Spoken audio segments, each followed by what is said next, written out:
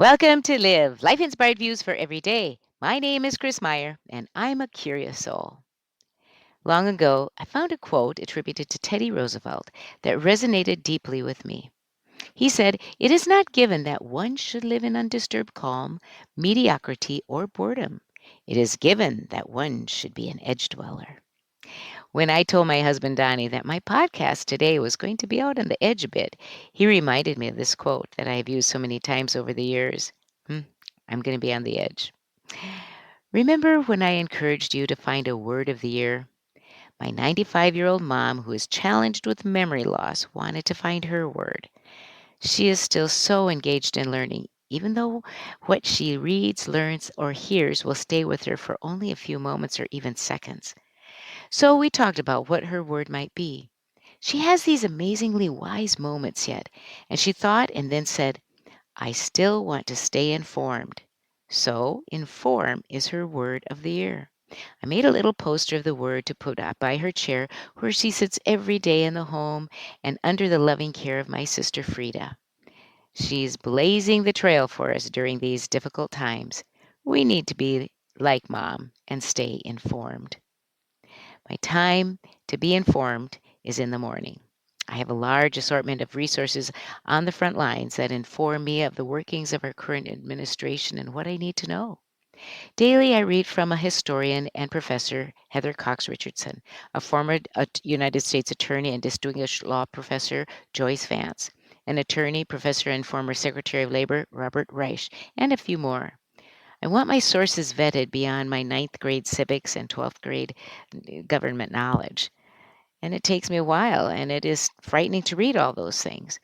But it is essential today that we are informed and encouraged by the bravery of so many. So let me tell you another favorite story. This story could be an urban legend, and even if it is, it stands out as a good metaphor for giving us courage. There was a United States ship who sent a message to an oncoming vessel to divert their course zero point 0.5 degrees to avoid a collision. The vessel replied, "Recommend you divert your course 15 degrees to avoid collision." The United States ship replied to that vessel, "This is the captain of a United States Navy ship, and I say divert your course." To which the vessel replied, "No, I say again, you divert your course." To that end, the United States ship said, "This is an aircraft carrier. We are a large warship of the United States Navy. Divert your course now." The vessel replied simply, "This is a lighthouse. Your call." Powerful, isn't it? Do you know who that reminds me of? Rosa Parks. What a lighthouse she was. Her courage and bravery to stand firm on what she believed to be right ignited the civil rights movement. Last week, we saw the courage of United States attorneys in New York City to be lighthouses when they stood firm and resigned their posts to honor the rule of law. When they were little, our kids, along with the neighborhood kiddos, did some things that were not right. My neighbor Cindy and I sat and talked with the kids about it. Cindy calmly and in no accusatory way asked them, "Do you think what you did was right or was it wrong?" They all shook their heads and said, "Wrong." It struck me that there is some kind of instinct within us to know if something is right or wrong. We can be swayed by our mind for a time, but deep within our soul, I think there is a knowing. I am reminded of the story about a time when a group of actors were working on an MGM set in Hollywood. They were sitting around in silence, all trying to come up with a direction for a particular scene.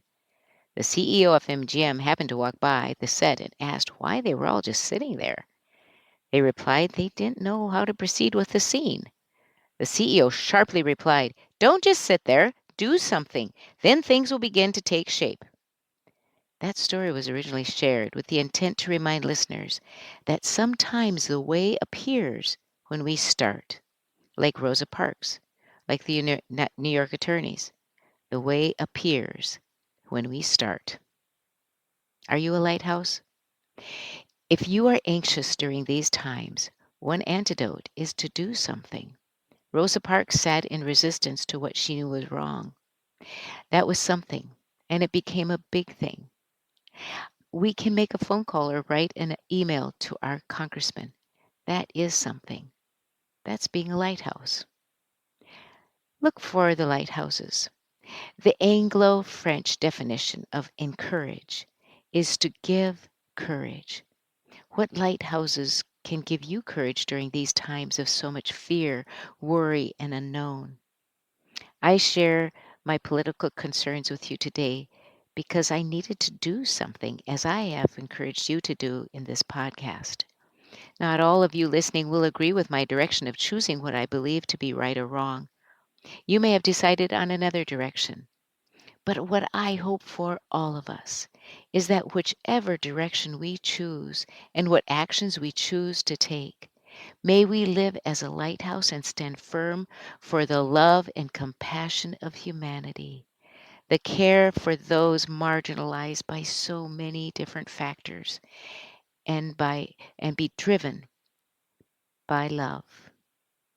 This week, on your bathroom mirror, write, I will seek to be informed so that I can be a lighthouse, reflecting integrity, hope, love, and goodness.